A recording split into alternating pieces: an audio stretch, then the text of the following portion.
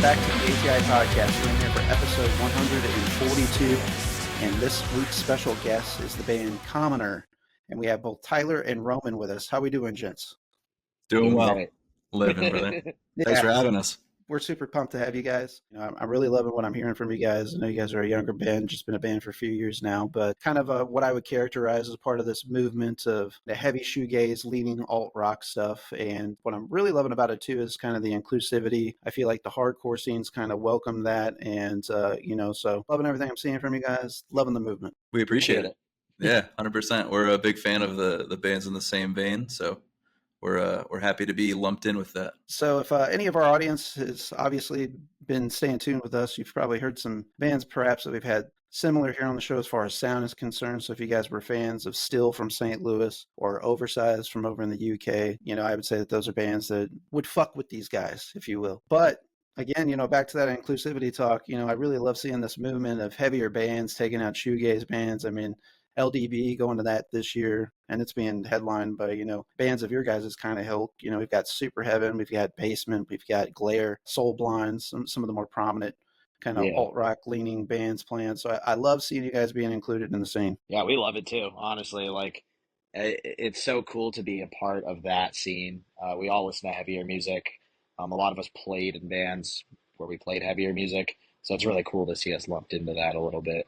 Yeah, I can kind of see some of that in some areas of songwriting already as well. And, it kind of makes me think of a time, let's say about 20 years or so ago when I first started getting involved in the scene myself, when you would see, mixed bills, it was a little bit more common, even like regional touring acts or shows, we had a small venue here local to me. I'm an hour south of St. Louis. So we would get a lot of like the pickup dates from St. Louis, like promoters up there would send people down here to our scene. We had a pizza place called Barbarino's, and we would have a lot of bands that, people would know these names now, such as My Chemical Romance, Under Oath, Fall Out Boy. All those bands played. Silverstein played our area, and it was an opportunity for other bands to hop on. But a lot of the bands in this area didn't sound exactly like those bands. So you might have a pop punk band playing with a post hardcore band, or you had nice mixes of genre, and it kind of allowed the opportunities for people that maybe was kind of stuck in one genre wheelhouse to explore others and become fans of things that perhaps wasn't on their radar, wouldn't have never been if they were staying in that echo chamber. Definitely. Mixed bill is back.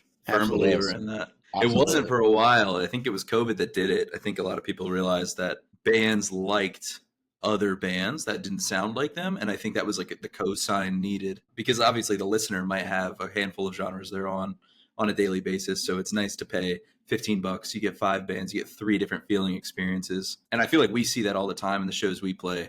Like we'll play softer billing where we're the heaviest band, and we'll play billings that we're by far the lightest, and kids will still beat ass, pardon my French, to one another. Yeah. So we like it. We need it. I know you guys have had some opportunities too to play with some heavier bands. So like, what are some heavier bands that you guys have played as of recent, maybe a little bit more hardcore leaning or whatever the case is? I think my favorite recently was Palace of Mourning. They're a band from San Diego. They're so sick. They're just heavy as fuck and dope. We also played with Cell. That was really crazy. Another extremely heavy band, super sick. Those are my favorite, personally. I would say like a lot of the billing that we tend to find when we are playing hometown stuff, so either Tucson, be it, or Phoenix, a lot of those promoters are leaning more into the hardcore scene, and it is very open arms. Like I feel like we've never had a situation where we haven't felt welcomed. So like all the Tucson bands, all the like real fight music down there is sick. Beyond All Doubt, dopest Arizona shit, like just all the like that's LDB, but just a handful of different, I wouldn't even go as far as saying local acts, because they're not. they're really about that shit, like they're on the road. But the Arizona claiming bands are dope as hell. So I don't think people look at like Commoner as outside of the realm of hardcore or what it needs to be. We might not be screaming in a majority of our music, but we're all friends with those dudes and we're all about that shit. Like we've been going to shows since all of us can remember and been more so involved in that scene, like not just some sort of TikTok revival that shoegaze has seen. Yeah, I mean, you guys definitely have hard parts, and then some of those riffs, I can tell that you guys have got a little bit of that hardcore DNA in you guys as well. And I think that while it might be somewhat of a common calling card in this movement, you can always kind of tell the real ones as far as, if you've got any type of musical background or you have an ear for it, the ones that are definitely have that influence and are fans of it. And I think that's kind of littered throughout your guys' catalog from time to time as well. I appreciate that. Definitely. I appreciate it. Like, I think with us, all of our members have played in other heavier bands before, and that kind of just translates over. I think a lot of the time it's when we're writing stuff, it's how do we make what we know, but not what we used to play. You know what I mean? So it's really interesting. Like I love to scream, like on record and do all of that stuff, but my roots have always been just singing. I don't know. It's weird. It's weird. Our guitar player, he used to play in a bunch of hardcore bands and a bunch of metal bands, and he's always writing things are inherently shoegaze, but they don't sound like I made a 3-chord shoegaze song. It's pretty crazy, actually. I was waiting for someone to drop the 3-chord mention, but yeah, it's like the phrasing of the music that we write is, if you pulled the vocals out, would feel quite a bit heavier. But I think what has been lost in like the shoegaze revival, if you want to even call it that, is like the need to rock. Like I feel like people forget that like people want to shove each other around, and it doesn't need to be like brutal, violent music. I'm very pro brutal, violent music. Let me make that clear on record. It's just like there are kids that don't want to stand and like fluoride stare at the band for an hour straight. Like kids are coming to shows, they want to party, they want to get on the stage. They're seeing these like dug up videos of 2013 Title Fight, and they're like, that's the heyday. Like that must have been so cool. And you're able to do it. There's no barricade shows all the time. Like we rock with that. Yeah, I love the hard shows, and I love people that can, go crazy and respect each other. But, I'm also, I know this might be the old man in me talking, the crowd killing is a little overrated too, so it's nice to have a nice medium, balance. Yeah, it's a balance. Exactly, right. Yeah, definitely. Yeah, so, I mean, believe me, man, crowd participation, and there's nothing better than that. It always amped me up as a performer myself. Anytime that you got people just engaged in you in some way other than just, like you said, the fluoride stare, 1,000-mile stare is what I would call it, just staring off the space, not engaged with you and what's going on. Yeah. It's just the little things that matter to you as a performer sometimes too. Of course. And I think people have got, I mean, obviously I'm not going to speak for Roman, but I've been playing in bands for a while, and I think it's become more and more accepted, or at least like actively kids are coming to shows and wanting to do that. It doesn't feel like pulling strings nearly as much anymore. Like you can say like, get on this stage, and kids will now. And sometimes it used to feel like you were telling somebody to do, a task or a chore. And it's like, we just drove 1,000 miles to be here. You can walk 10 steps forward kind of thing. And, I think there's like a give and a take. And it's not to say that we're not appreciative of any ticket that's purchased, but it is truly like, that's what keeps you going. So if people are like, I love this band so much, show us. Like that's what's up. Like Absolutely. we big cosign on that kind of stuff. And I think if we're playing like a shoegaze show, so to speak, you see more of just the fluoride stare, right? Not because of anything other than just the music doesn't call for it all the time. You know what I mean? But I think we play a lot of those bills, and we're kind of jarring to an extent because we have like this shoegaze label to us, and I will get on stage and I'm pointing at people and telling them to move and get on stage and jump off and go fucking crazy. And I think that is jarring to people. I think people are like, oh my God, like I don't know what to do with myself. I've only watched slower bands. There's like a video of when we played Crescent. We opened and we played right before Soft Blue Shimmer. And if anyone in Soft Blue is listening to this, we apologize if we ruined the crowd. But like for when the set started, the first minute, it was like legitimately people like looking at each other, concerned if they should be like fighting. And then it was just like constant stage diving. And that's usually how these shows go. It's like legitimately like oh, this is what it's about. And you have like a 45 second to a minute window, and you're like, okay, this is fight Yeah. music for the next 20 minutes. Like, Sure. Yeah, yeah. it's sick. It is sick. I mean, it's Yeah. just like I said earlier, it's like rock, dude. Like that shit kind of died, and like they're losing that title. Like not just because there's an effect on the guitar makes it shoegaze. Like Definitely. that. I don't know if you Yeah. had heard it, but the single we had put out last week, that's like an arena rock chorus. Like that's like legitimately like an Incubus chorus. Like that is what that type of feeling is, and I feel like there's not a ton of bands that hold a candle to that like mid 2000s emo or post emo, and because it is like a lot of scrams and a lot of like the like true like SoCal emo revival. But yeah, I don't know. I think it's just like people do like that kind of music. Absolutely. Yeah, love it. And some of that juxtaposition that we're talking about too, like with the crowds and the band interaction stuff. It's funny. I went to the Harm's Way, Jive Bomb, Ingrown, and Fleshwater tour like 18 months ago, and Fleshwater played. And everybody knew that these are the Vane people largely. Yeah, and Of course. But we don't know how to behave ourselves Yeah. compared to the other Yeah. bands, right? Yeah. So there was a little bit of attempts at two-stepping, some crowd dives and that sort of stuff. A fella ran and did a backflip off the stage down in Blueberry Hill, the iconic Chuck Berry venue.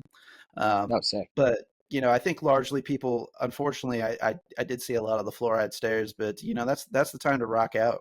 That's the time to get in there and show those guys some love still yet. I hope that didn't scare away Fleshwater from coming back to St. Louis. I'll say that because they're one of my favorite bands doing it today, though, too. But they're what's up. It's kind of interesting. I know we're kind of talking about hardcore bands and bringing people up with them too, and I feel like this kind of feeling, it goes along with that same sentiment. And that is that I'm sure you guys saw that Fleshwater got picked up for some dates on Deftones tour specifically. Yeah. I mean, 100%. obviously, as far as popularity, that's a huge jumping point from, Fleshwater to Deftones, but Deftones kind of a history of that, with their the festival that they do themselves. They'll bring out a lot of obscure bands. I know like people like Gel have played, former guest Cold God has played back in 2022. So, but yeah, man, I just love seeing it. I love people bringing them up, Knock Loose, of course, easy example. They brought up a lot of folks themselves too. Yeah, I think that's huge in today's state of the music scene. I think a huge reason why you're seeing all these shoegaze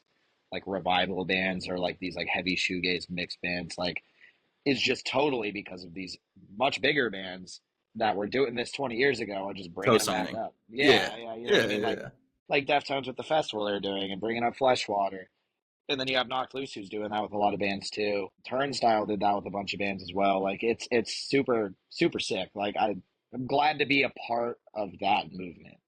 Like I'm glad that people look at it differently now. I'm just kind of curious, I know you guys are, expounding upon your area now and beyond regionally as a band and everything and getting some notoriety there. And obviously the New Morality ZINE relationship, I'm sure has probably helped things in that direction as well. But I'm always kind of curious to hear about your scene and the scene that you came up in and, kind of what is the health of the scene there in Arizona and that area that you guys have been frequenting. The scene right now is pretty crazy. I won't lie. Hardcore in Tucson specifically. So he lives in Phoenix. I live in Tucson.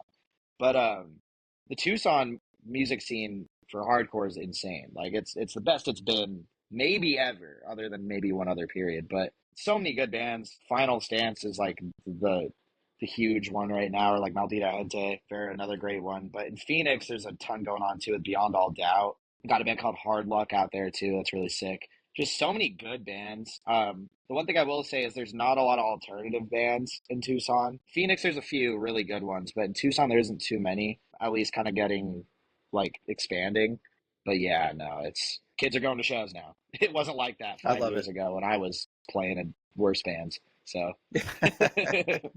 Well, I'd love to hear that there's health and reinvigoration, if you will. I know that I can, talk about kind of what happened in the St. Louis scene, and that is, I think like after the 2010s, things started to kind of die off. And I think once, you mentioned it earlier, Tyler, COVID kind of changed some things, I think, for folks, and we kind of realized what we once had and wanted to return to its former glory. So there's been a huge injection in the heavy music scene in particular in St. Louis. It's kind of went back to its former glory of, I'd say the 2000s was a pretty high period for us. But, now we're starting to see great bands like Lock Shut, Direct Measure, Squint. Those guys. Squint's sick, yeah. That's awesome, yeah. Carrying the torch for us out of St. Louis and the surrounding area. The Lock Shut guys are Columbia technically, but just a stone's throw away in some instances, especially compared to whenever you start traveling out there at West. People don't realize on that map that things are much further apart than what they look like on a United States map. But yeah, we got a lot of people showing out and showing up from Missouri, and my That's boys sick. direct measure today. They got the Hate 56 Love Drop, so they got a Hate 56 set from Flyover Fest that they did. Sonny just posted that today, so I'm really excited about that. Those guys are all That's good huge. guys. Yeah, Yeah, Yeah, great I'll, guys. I'll watch that. That's awesome. yeah. Let's talk about kind of the early machinations of the band. How did you two get to meet each other, Roman and Tyler? We had known of each other for a handful of Instagram interactions, I guess, just between previous bands we had been in. But we have a mutual connection that lives currently with our guitarist. Shout out Adam Dunkley if he's listening. Yeah, But the goat. Adam plays in a couple of good, great bands down in Tucson. Always on Overtime. That's like the Tucson drummer.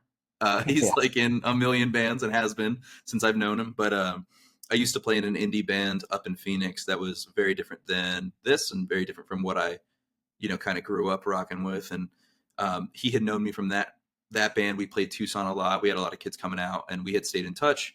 And he was actually the fill-in drummer for Commoner at the time of kind of starting all these conversations. And I had a solo project that I had worked on. I was living in Texas at the time, going kind of nuts, like truly like in my room, writing song after song, not playing with other people, not joining any bands. And had just got to a point where I was going to basically release like a project on my own, push it all out, or I was going to have to like reframe those ideas into something that I would eventually join. Roman and I had hundreds of hours of conversation. We were like, we can do something strong with this. Like I believed in Roman without my involvement. And I think I'm not going to speak for him, but I would have liked to assume he believed in the same for myself. And we were like, this makes a stronger team. Him and I co-manage and co-run everything. So anything that has been, a success in the eyes of the beholder for Commoner in the last year has been an equal effort between us two. And it's worked out really well for people that met over the internet. We obviously have spent thousands of hours together since and lived on the road together, but it was like meeting a friend that I had before kind of thing. Like it never felt like I was Yeah. getting to know the guy. We were like, okay, we are going to be in like a as hard as possible leaned in band immediately. Like I'm going to It come was to pretty crazy. Tucson and we're going to write a record right now. That's It great. was crazy. It was Yeah. good. He literally just drove up from Phoenix at one point when he was visiting, and we just like met up and wrote a song immediately. And we play it still. It's pretty crazy. Yeah, Like, I it mean, just it like, helps.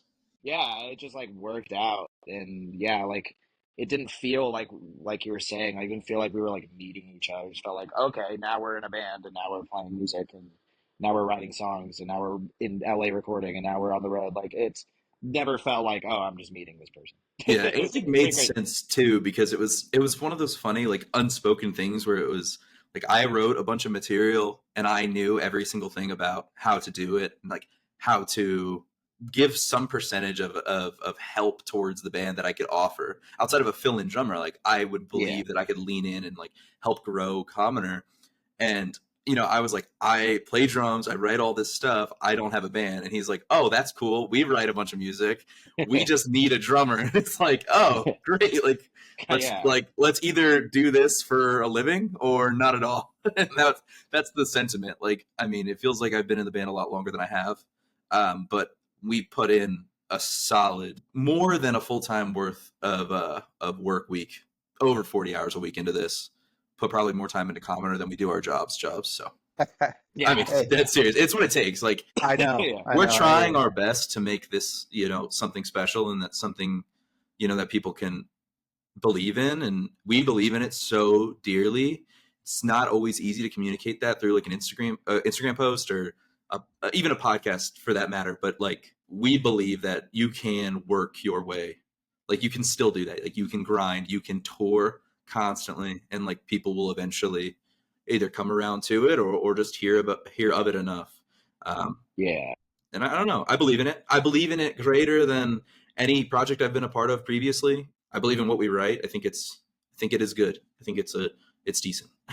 I just because there's so much like feeling involved in this band, where we just write a ton of stuff and we do it from the heart. So we really believe if we just push that, people will connect on that level. So we're just doing our best effort at that.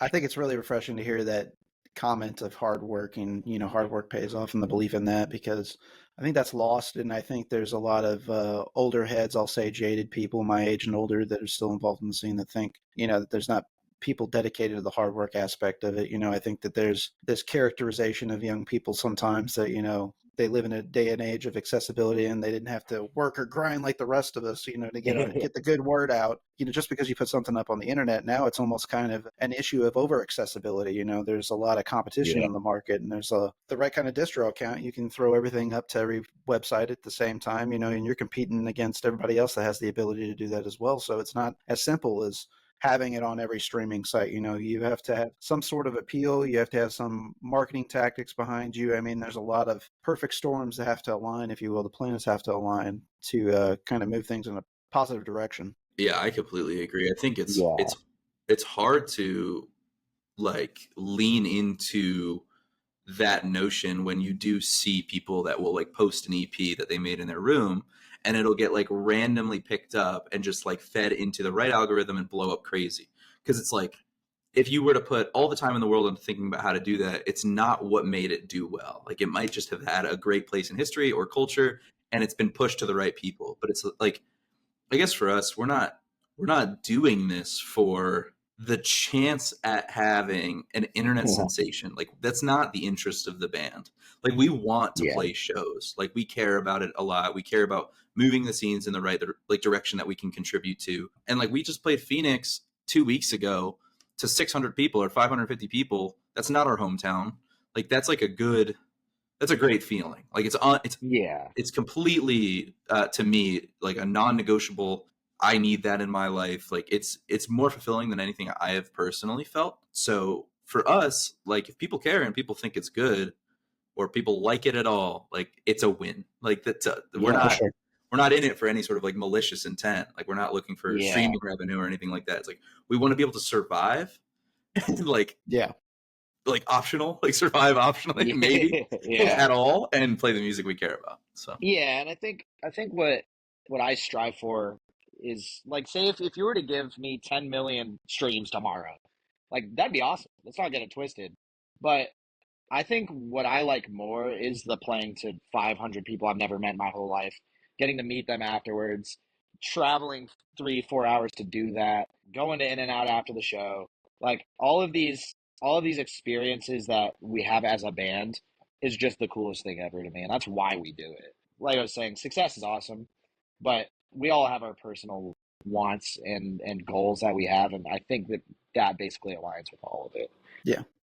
Yeah, the 10 million streams thing, of course, is a good example to use and hammering down on the point that we're already making. That's the fact that, there's nice to have analytics behind you, stuff to crow about. But there's nothing like having that in-person reaction, that in-person gratitude, being able to feel the crowd like we were talking about earlier, getting that instant gratification, and that instant feedback from the crowd. That is the part that's validating, because you can throw shit at the internet all day long, and sometimes it's nameless, it's faceless. You don't know what's behind those plays, even, or those streams. 100%. So it's nice to get that feedback from the crowd still. Yeah, I think a good example is, like, this is a crazy. I was on the schedule. We play with Anxious tomorrow in Stateside at the Rebel Lounge in Phoenix.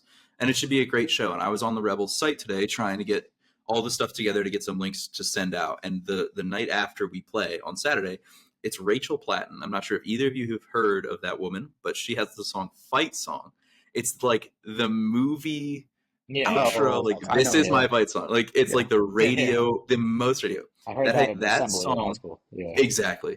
That song has 1 billion listens, okay, with a B. Good Lord. She's playing the Rebel, the same cap, the night after us. So it does not translate. Just because, like, if we scaled our listens, if we have 50K on whatever's left, if we scaled that to 1 billion, it's not going to necessarily translate. But we are in the group of individuals that have been in healthy and unhealthy scenes, to where we believe that if we can have a meaningful in-person connection, that will extend so much further than a number on a streaming service. And I think that will follow, right? I think if people care, and people express that they care, or there's enough of an interest, to listen to it outside of just a Friday night when they see us live, I think they follow suit. I think it goes hand in hand. Yeah, definitely. You guys mentioned this earlier, Tyler and Roman. What is the first song that you guys wrote together? Out of curiosity. It's So you not still out. play it? Oh, it's not It's out. not out. It's Okay. unreleased. We'll record it eventually, I'm sure, but yeah, it's unreleased. First song that we released and wrote together was Change of Heart, which came out Yes, last week. last week. Yeah, for a handful of the last couple of tours, we had been playing like almost half of our set was unreleased. So to be fair, we only had X amount of songs out and Yeah. available. So I mean, that's to be expected. But come 2 weeks from now, a majority Yeah. of our set, 90% of our set will be released. People will be Yeah. able to pick up a vinyl at a table and say, "This is what I just heard. Maybe I'll get it if I feel so inclined." But yeah, the song last week that had just come out. Yeah. Yeah. Well, awesome video as well. And, you know, it's Thank you. something that I think you guys are locking into. I've had a few opportunities to talk to bands here recently about, especially these younger bands that have great vision. You know, they already have the aesthetic piece down. They've got the sound piece down. You guys have the right attitude as well. You know, I love to see it. I love to see the planets align for folks. And, you know, it kind of makes for, and Tyler even talked about, you know, you guys' previous experiences and good scenes and bad scenes. You know, it kind of creates a shorthand on making good and meaningful and impactful decisions and efficiency in decision making, whether that's through the songwriting or what opportunities that you guys have laying ahead of you. So, you know, you guys are laying a lot of useful little nuggets here for anybody else listening tonight too. I always like to point that out in the conversation because I know there's a lot of people that tune in occasionally that are aspiring musicians, aspiring to get a band going and that sort of stuff. And these are very valuable lessons to take from. Yeah, Oh 100%. yeah, Awesome. I Yeah. appreciate that.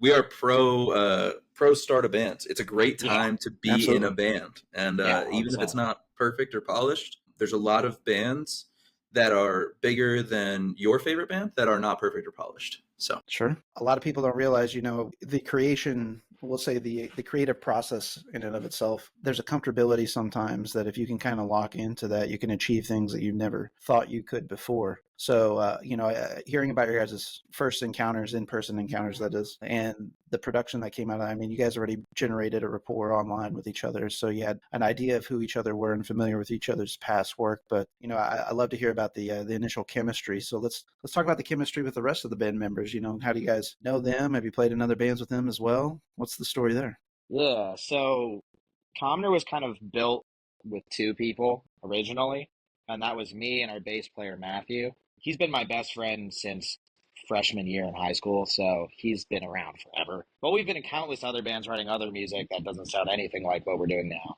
And eventually, after COVID, we had just kind of made, like, I had made a song in my room, recorded it and everything, and that was the first song we ever put out called Japanese Apartments. Matthew was like, "Hey, let's do the band thing," and I was like, "Okay," and so we did. Then one of our guitar players, Jeremy, pops up into the picture, who I've also known since high school. One of my best friends too, and we just played as a four piece that time with another drummer, and I was working at Guitar Center at the time. I meet our other guitar player randomly who just moved from San Diego to Tucson all of a sudden, who just happened to play in like five bands that I love. And he was like, "I'm just moved out here. Don't know anyone, don't know anything out here. Like, what's up?" We met up. He joined the band. We had a fill-in drummer, and then that's when the Tyler was brought into the picture. So it's like a stork with a bird yeah, kind it of kind of thing. just like it was kind of picked, Special delivery. not even on our accord. It just kind of happened. It just worked out, I guess. But yeah, no, all my best friends, so I couldn't be happier. Yeah, it was like a fella's endeavor. Like Yeah, from the jump, it was like, oh, like you like riffs too, and it was just like yeah, the definitely not Love a it. kind business of the decision. Yeah, yeah. It wasn't solely yeah. just yeah, This solely just past like year oh, has been very homies. business decision, and Yeah, before that was not, yeah, which is good That's and great. bad. I mean, we're still Sure. like yeah, homies. I feel Right. like we'd kick it outside of ever doing this. yeah, And if it definitely. wasn't for like a schedule or a tour coming up, it's not a matter of like I don't feel like I'm working, if that's any Yeah, no, consolation. Like no one feels like That's great. we look forward to it. Like we'll pull overtime at our jobs to do it make or it work. Yeah, make it work. Yeah. So yeah. Sorry, Tyler, I cut you off. Yeah. no, it's all right. You mentioned earlier that you were in Texas for a brief period. What took your travels over there? I was in Texas for 2 years. I went over for a job out of college, completely removed from the music scene or any sort of creativity.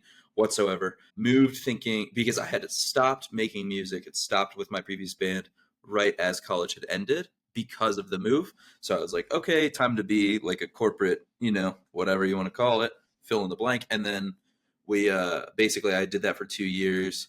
While there, I got introduced to a lot of different bands in the Austin and San Antonio scene. Got introduced to Sunday Drive Records, was like, damn, these bands kick ass. I know how to write this music. I'm like, does anyone need a drummer? Anyone that was dope didn't need a drummer. Anyone that was not dope needed a drummer yesterday. So I was like, I'm screwed. Like, there's nothing for me here. Like, there's no shot. Got introduced to a couple different people through my solo project. So the stuff that I was writing in my room, I took to record with a guy named Nate Garza, who plays guitar in a band Ritual, which is on Sunday Drive Records. Shout out Ritual. Shout out that label. Shout out everybody on that label. But either way, yeah, great label. Met Nate, recorded a track with him. We got along. One of the fellas, just like I was talking about before, just stayed in touch. Eventually, one by one, started meeting other members of his band.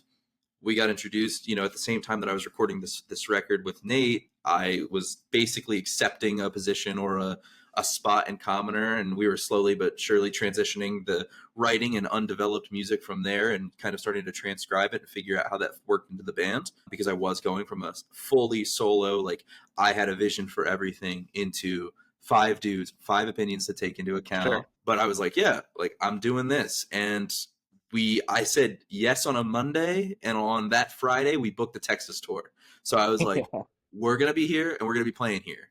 Does your band want to play with us? And they were like, hell yeah, your shit rocks. And like, you're one of the dudes. So it was like, it was a buddy's endeavor at first. And then we played Austin with them. We played on a tour with Pale Fade, who's another very, very good band. Way heavier. Going back to the first topic we talked about on this podcast, they are like brutal band. Extremely heavy. Yeah, so good. So good. Literally so good. But we played with like Cinema in Fort Worth, and just like a lot of bands that would not fit into our cookie cutter mold, that had like, we had like a packed house. Like we played a 400 cap or 500 cap in Tulips, and it was like as full as we had seen a venue in years. At least speaking for myself, I hadn't played that big of a crowd or that involved of a crowd, that many people jumping, that many people moshing.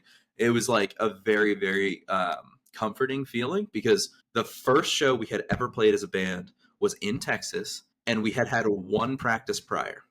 So it was, as a full band, as a full confirmed lineup band right now. Wow. It was very, very, very, we were lucky. The pressure was on. The pressure was on. Yeah, we were like, well, if we can't figure this out in the practice space in Austin, Texas, we're screwed. But we got it together. I mean, it was a good show. There's video evidence of that tour on YouTube, and we sound good. Yeah, we sound better than sometimes we do now. Like I was like, hey, we'll take a win when we can get it. Sounded fantastic. Yeah, it was crazy. Yeah, it worked out. So that's great. That was the Texas lore. My job was driving me absolutely nuts. I couldn't stand it, so I needed an outlet. Was it, Tyler? Well, it's still current line of work. We're keeping it going. We got to fund the band somehow. But I mean, I work in tech. I have a better job now, for sure. But the role that I was in previously, didn't like all that much. I think that helped me write a little bit more. I think that helped me give you some motivation, put my head down and make something that I could care about. And then so on and so forth, just slowly but surely things started to piece together, joined the band. And then all of a sudden a week later they were like, hey, we have this role open and it's completely remote. You can live wherever you want. I don't have to live in Texas. I was like, sign me up. Like I booked a flight and a U-Haul and I was like, we're calling it a day. Like, this is what's up. So back in Phoenix full time. I love it here. This is home to me. But yeah, I mean, this is it. Yeah, that's the lore. That's the Texas lore. Tyler, are you a silver linings kind of guy? Because you kind of sound like it to me. You're talking about a negative situation and turning that positive, Yeah, I hear you. I don't think I am. That's the first time I've ever been approached with that question. However, I rock with that, and I think as I get older and mature more, I would like to be considered a silver linings kind of guy. I think I would take that title. Well, yeah. I'd say I'm pretty optimistic. I like hearing that you put that negative energy into something positive. I think a lot can be learned from that for a lot of people. You got to find your outlet. Keep the head on a swivel. Yeah, 100%. I mean, like, I think it's all good. I think there was like a lot of good in that bad. I think there's if I hadn't done that and I hadn't worked at that job, I probably wouldn't have written the record that I did. I probably wouldn't have had it sent to Roman from somebody else in passing, and I might not be here today. So, hey, we'll take that. Yeah, We'll take that. Yeah, it's a Yeah, life is so circumstantial, man. You don't know what the small things sometimes will set you on a certain path. And I'm glad to hear that everything worked out for you guys. And obviously it's Appreciate still it. working out for you. Not to speak of it in past tense, but yeah. Well, I'm glad it was great. yeah, hey, We are nobody can call it a day, right? Yeah. Well, guys, we got to talk about what we have on the horizon here. We've got the EP coming out April 4th, I believe, correct? Yes, sir. So how many tracks are we expecting on here? Out of curiosity, can you tell us about that? 3. So we put out 1, so 2 new ones, and then on the vinyls it has the 2 previous singles we put out. So it'll be technically 5 on vinyl, but 3 on this 3 new tracks. The first physical pressing we have for the band is going to have, it's a 12-inch with 5 songs on it, and then past that it's going to be full length time. We've been writing a ton. We have a lot written. We're seeing where it takes us. I think I think there is cool and different things coming up this summer that will shock a lot of people as far as common or plans. But I talk about that all the time with the band. I say I lean on this a lot, that I feel proud when the band is looked at and someone is like, how did they get that show? That's the kind of shows we're trying to play. And I believe that's what the kind of shows that we will be playing this summer, this fall. We're announcing a show tomorrow, and I think people will have the same sentiment, and they'll be like, what the fuck? And that's what's up, because we're trying to make a very, very clear and concise point to as many people as possible, and I think it helps us get there. Hopefully we will be out your way sooner than later is the goal. Definitely. We're trying, man. We're trying to do this as much as possible. We have been steadily increasing the amount of shows. I think last year we had played Roman, 10 shows or something, and we have last year, 10 or 11 shows, and this year I'm not going to speak to the firm number, but we do have over 35 booked. We are scaling, so if that means anything for 2026, I hope to see the same type of multiplication on it, and if we can get a situation where we're on the road for half the year, then great, wonderful. We would love to lean into it full time.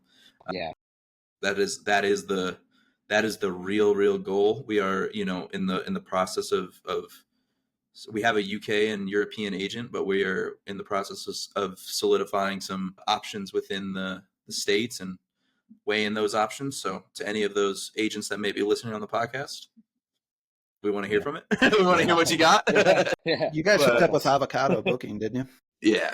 With Matt at Avocado, and we've got something in the works there for this year, 2025, which is very surreal. I did not think that my music would leave the country in that capacity, or our music for that matter. And I think everyone's kind of in shock that these are the conversations that we're having. So as long as I can keep surprising myself, I'll be pretty proud of the band.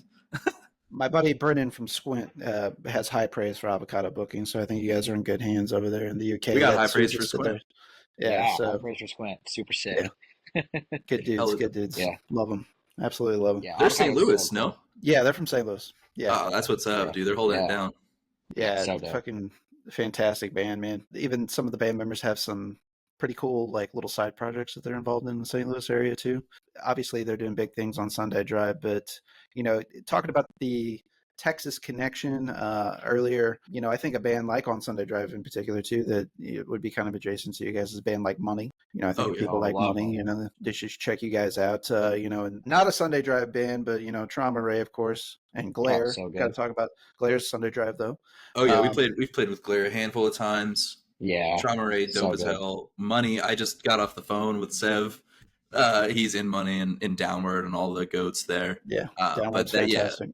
Curse the Knife, legends. Yeah, that's all so good. But yeah, dude, we are big OKC fans. Big OKC. That whole scene out there is unbelievable. That's what's up. Resonant Head is sick. That's where we're trying to play there as soon as humanly possible with the bands you're talking about. When it comes to Oklahoma City too, man, I didn't realize the scene that they're starting to have for themselves. Amazing band Chapile is from there. But oh my god, so good. When I was talking to James Beveridge from Trail of Guilt, he was telling me about how, the OKC, I had the guys Nerver on the podcast too. They're a Kansas City band. But Nerver's a great band as well. They did a release for The Ghost is Clear. But yeah, man, they're really talking up the OKC thing. And, I got to check that out. I've got some friends with family down there. So maybe catch a Thunders game and hit up the OKC scene and see what's happening there. Dude, yeah, So dope. 100%. Dude, it's not OKC, it's Kansas, I believe, but Flooding is a sick band. Yeah, they're really good too. They're crazy. I think they've played with Chat Pile, but we have an ongoing conversation with Chat Pile in our email, in the commenter email, and I have a package of merch that I'm shipping out to them because they're the nicest dudes. Nice. They rock with us heavy. They're so cool. I mean, we love that last release. I'm blanking on the something world. Cool World. Cool World. Yeah. Fantastic. Yeah, for someone that's forgetting the name, I listen to that record in the van more times than anything else, but they're so sick, man. For sure. Very fresh feeling. Yeah, I was gonna say that's like brand new. Like it feels new and dope. It feels the way that it felt to hear Daughters for the first time, or like I guess I don't want to date myself, but like Swans as well, like just like just like scary ass shit. They're just so sick. Like they are a band that I will watch their interviews because they have like they're like people in it. I'm like I've got to know who's making this music. Like I've got to know like what you're like, or like what you're thinking, like what your day job is if you had one, like or if you do currently.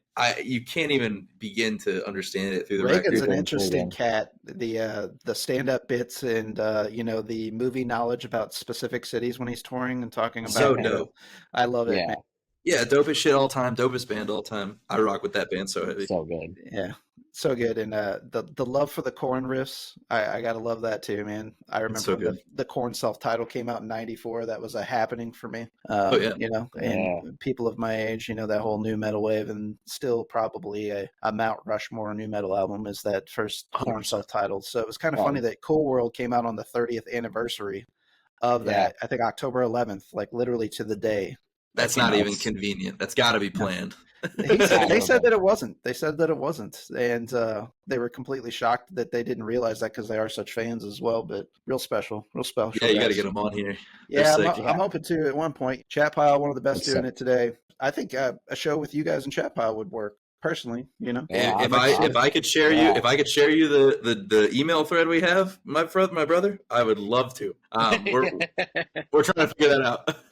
Hell yeah. Yeah, I will put my sorry ass in that van for that 16-hour drive any day of the week. They could be like Tuesday OKC show. I'm there. Yeah, absolutely. One off OKC, Tucson. One off OKC. Tucson to OKC will make it work. I don't care.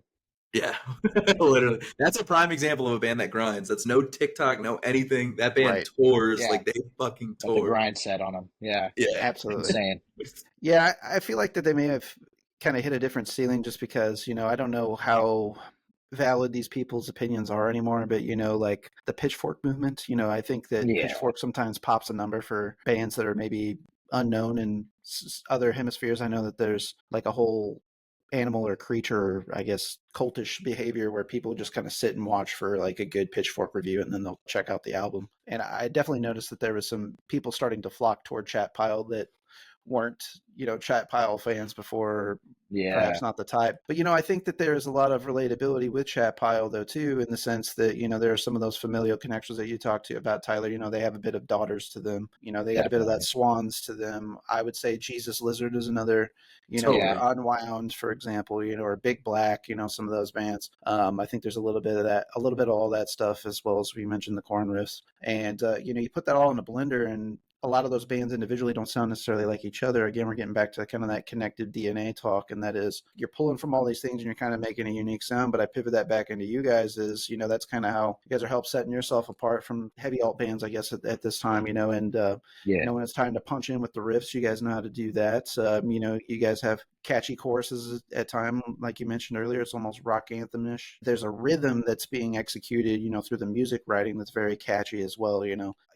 I'm really appreciating the skilled songwriting that I'm hearing from you guys too. I appreciate that.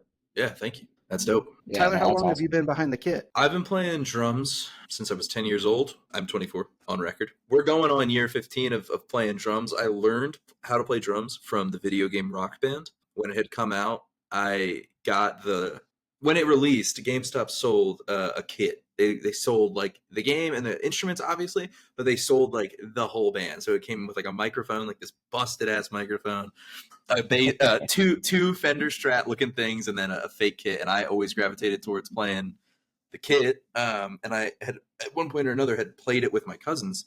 And my oldest cousin was like, "You're really good at that. Like you should play real music." And I had never really entertained the thought of it. So I believe for Christmas I had asked for an electronic drum kit. And if you know anything about the gear, Simmons makes this, feels like a $50 drum kit. Like it feels like you could break if you tipped it over. I got that for Christmas. I learned how to play the first Fall Out Boy record in full by ear with my headphones plugged into my iPod Shuffle. And that's how I learned how to play drums. I was a majority self-taught.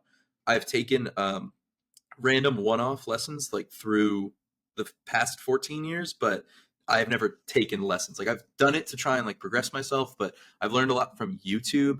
This is a very weird comparison, but I was really into metalcore when I was like in middle school. So Luke Holland, he used to post covers constantly of like Memphis Mayfire and Attack and shit like that. And like, I loved that shit, man. I loved like a China breakdown so much. Like just like the same thing but slower was like I don't know, I ate that shit up, especially in middle school. I was a wristband wearing kid. So that was like my formative introduction to heavy music, like Smokeahonis, Attack, obviously the first record, but like just like all that emo that helped me like want to play music. So I learned the drums before I even cared about having a band, if that makes sense. I just did it to do it.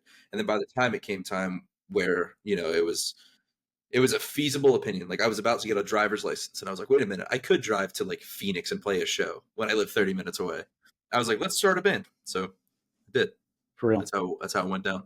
Yeah, a lot of people don't realize, like with the rock band stuff back in the day, that definitely piqued an interest in kids pursuing instruments. But outside of that fact, but like the drumming piece, you know, a lot of drums is dexterity and individual limb movement. I mean, obviously rhythm, I would say, is kind of the other big piece of the pie. But, you know, to help build up that dexterity, and basic games like that actually did help, you know, with those functions that would cause you to excel, to be able to learn that stuff, you know. 100%. I'll go back. Like if I've got a buddy of mine that has it still, like, and we'll mess around occasionally, you know, once a year, we'll just be at his house and we'll be like, let's play like Guitar Hero or whatever. There are songs on that game that are harder than the real kit. Like you'll play expert on Rock Band drum kit. I can't do it. I'm like, what is this? Like, this is ridiculous. But you have a situation, it pushes you, dude. Like, it makes you good at drums. I'm a huge believer in that.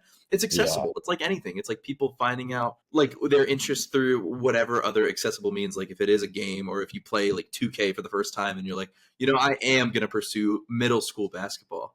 Like, I'm sure that's been the pipeline for a handful of kids that have ended up in the NBA. And, I mean, there's definitely a level of everyone in the band has definitely had that like experience. I talk about that with Beto all the time, Roman. Like Guitar Hero and Guitar Hero 3, like that soundtrack made our life. Like that made our lifestyle and the music we listen to and the reason we listen to like what is the goddamn band name? I can't think of it. Bam Margera band. CKY. Yeah. Like I mean it's just like shit like that. That's a great riff. Yeah, like the Social Distortion songs on there too. Like so sick. Yeah, I heard Strokes for the first time. I heard Room on Fire on there, and I was like, "Damn, this is what's up." Chili Peppers. Roman, what was something maybe formative in your background that you would point to that caused you to want to pursue, you know, being a vocalist in a band? So it's kind of funny. I was explaining to my girlfriend this the other day. When I was a kid, one of the only things I remember telling my dad was I wanted to be one of two things when I grow up.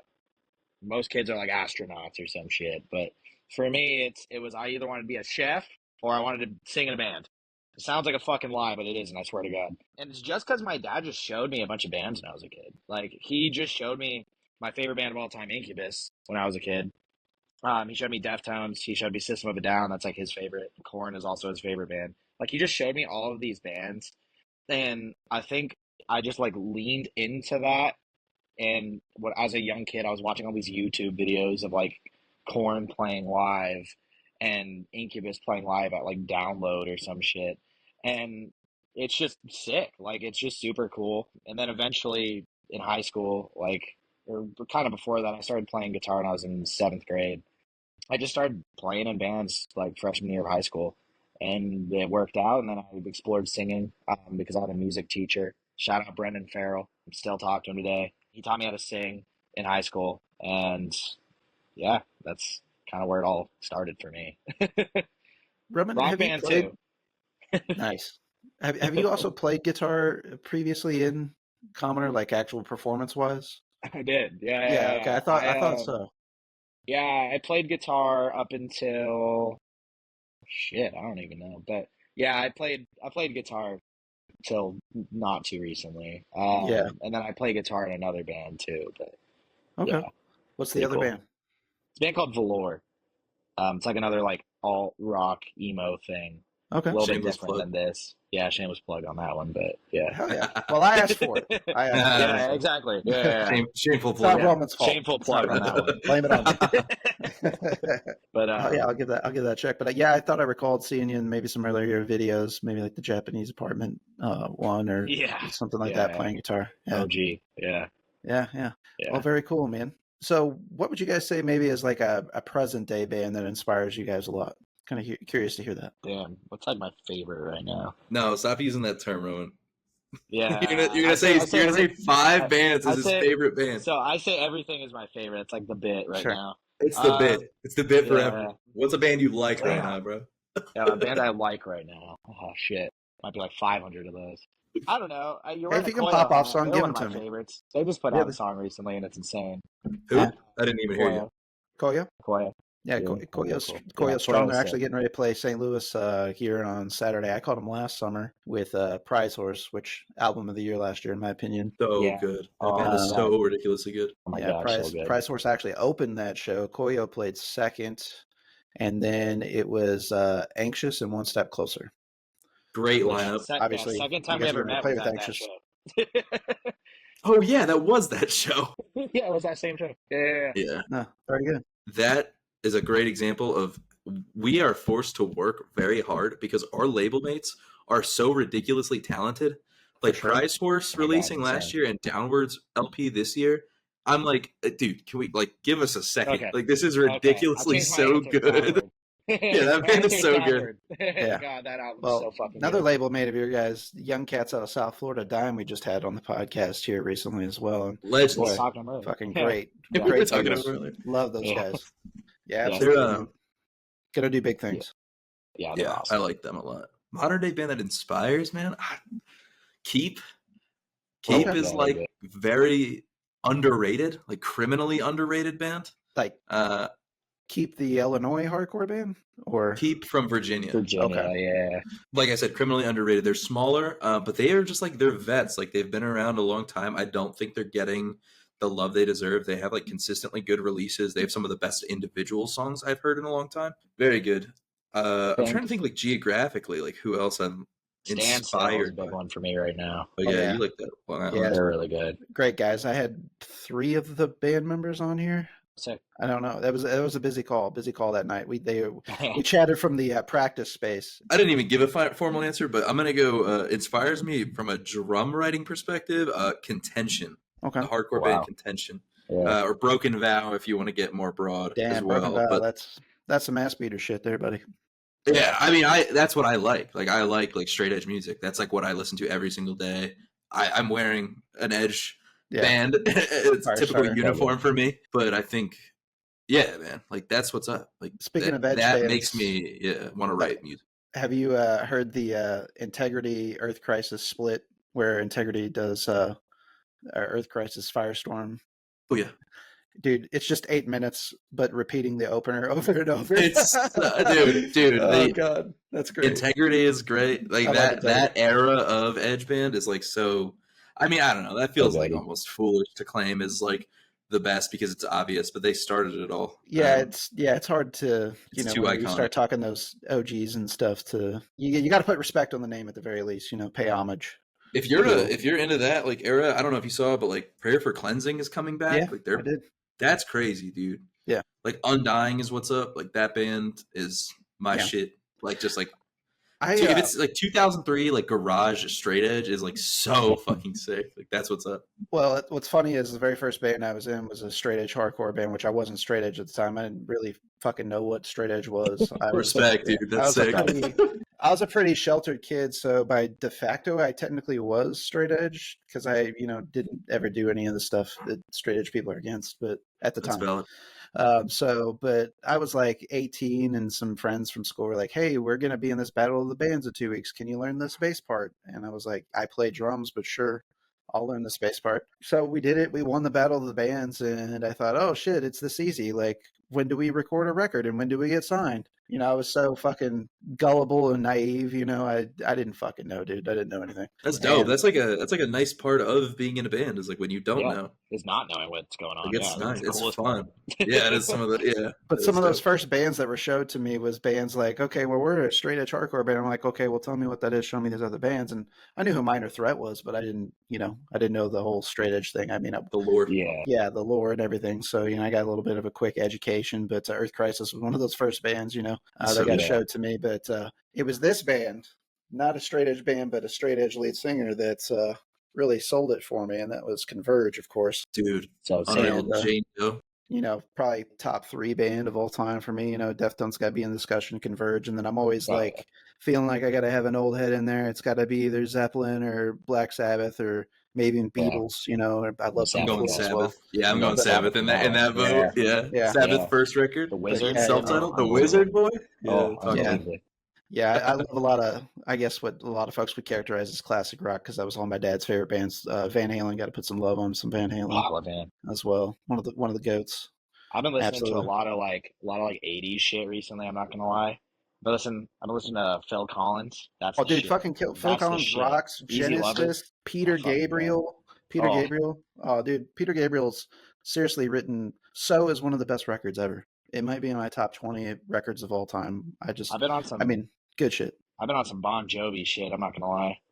Bon Jovi is one that I never fucked with. I will have to say. I was not into Bon Jovi. Got to be honest on that one. I'm not even weighing in on this, dude. But they definitely are popular. People do like them, and they've achieved a level of success that I can't shit on. So it is what it is. Another Rock Band classic. Bon Jovi had shit on Rock Band or Guitar Hero, one of the two. What was it? Living on a Prayer? Or, he was living on a prayer. Okay, I figured. Yeah, I can't remember. My brother was really into those games, but I never. I would just get drunk and watch him play them. So that's kind of sick. That's really straight edge of you, dude. Yeah.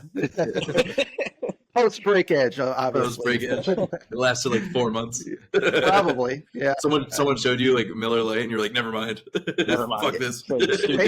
Basically. Yeah. No. It was honestly a lot of the contradictions that I saw of people claiming such a thing, and I just didn't quite understand the psychology. It's like, and then like not everybody follows the same thing. You got the militant segue, and then you've got vegan straight edge segue, and sometimes it's vegan militant, and some will take ibuprofen, some won't. I mean, I've never heard that. Oh yeah. There are some that like when they say drug free, they literally mean they will take no drugs for anything, even if it's something like over the counter the doctor would prescribe you. There's some people that get really coffee, caffeine in particular, is because technically it's considered a drug. So they make some damn good music, though. Let me tell you. They do. They very well do. Yeah, true. We got a really good hardcore band out of St. Louis, Volition, that I would highly recommend folks to check out too.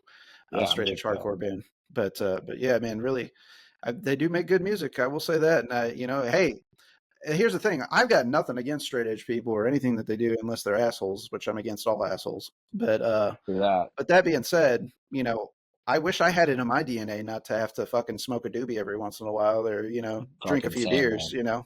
Commodore is not a straight edge band. Yeah, Commodore is. We're a beer drinking band. Yeah.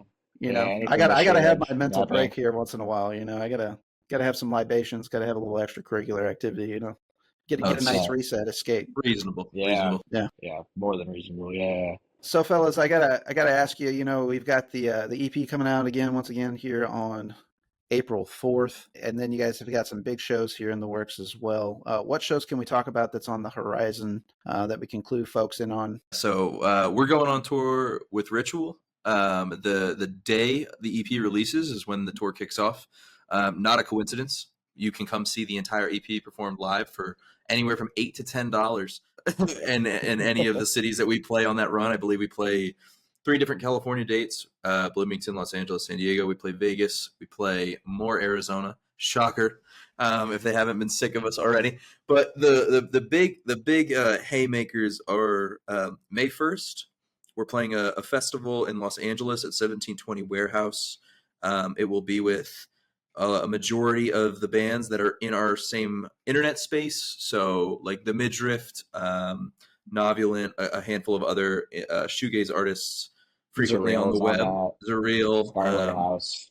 Yeah, I don't want to. Yeah. I'm not too sure of the final lineup, but either way, regardless, 7 days out or not, you'll see the flyer. There are good bands. It will sell out. Get your tickets early. Our promoter, shout out on Shuffle, shout out Caleb.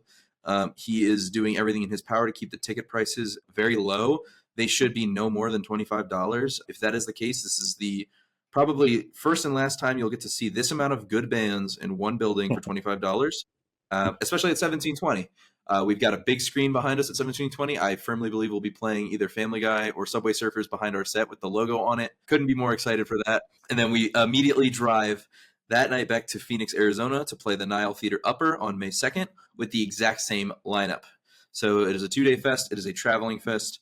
It should be rowdy. It should sell out. Please do not wait to get tickets because I get a lot of day of texts that say something along the lines of, hey, buddy, do you mind putting me on guest list or crew? And it's usually full by then. So $20 tickets, $5 beer. You know what's up. The Commoner's not a straight edge band. Yeah, let's fucking rock. Edge. Let's rock. Shout out straight edge bands, though. Rock. Yeah. Yeah. Shout out straight edge. Yeah, that's what we got going on. April is a West Coast run. May, the beginning of May, is going to be those 2 big fests. And then we're going full-length record writing time at the beginning of the summer. And then everything after that, I do not have the ability to speak about, but it'll be out of the country. And if there's anyone from the UK or Europe listening, please follow us, and we will tell you when we are in your city. Very good. Eventually. Well, we'll definitely be sharing more and more news and the announcements of these tours, flyers, all that stuff across our social media. We're going to have some links in the episode details for folks to check you guys out, your music, where to purchase the EP, where to possibly see you guys on tour, links to social media, stay in touch with you guys and the future as well. And really excited for everything you guys have cooking and thankful for the opportunity tonight to talk to you guys, get to know you a little bit more, the people behind the music. I think always a firm believer in that and, giving people a platform here to get the good word out and, man, excited for all things Commoner. Thank you. Thank you, brother. Yeah, man, it's been great to meet you. This has been super cool. I like the failure record in the back. I didn't get to say that at the start of the show. Thank you. Real respect, real rocker amongst us. I'm glad we hopped on. I'm happy to do it anytime. So super stoked on it. Thanks for having it. It was super cool. Yeah, super appreciative of you guys' time, as I am always. Folks, the most valuable thing that you can give people is your time, and I'm happy to share moments with you guys. Like I said, we're going to be sharing everything that these guys have got going on. New Morality, ZINE, shout out. A lot of great bands on that label, as we've discussed previously. A lot of bands that we've had here on the podcast too. So, firm believer in what they're doing for the scene and the community and uplifting bands as well. I just think the sky's the limit for you guys, man. Keep rocking, keep grinding, and big things to come for you guys in the future too. Thank you, brother. Thank you, man.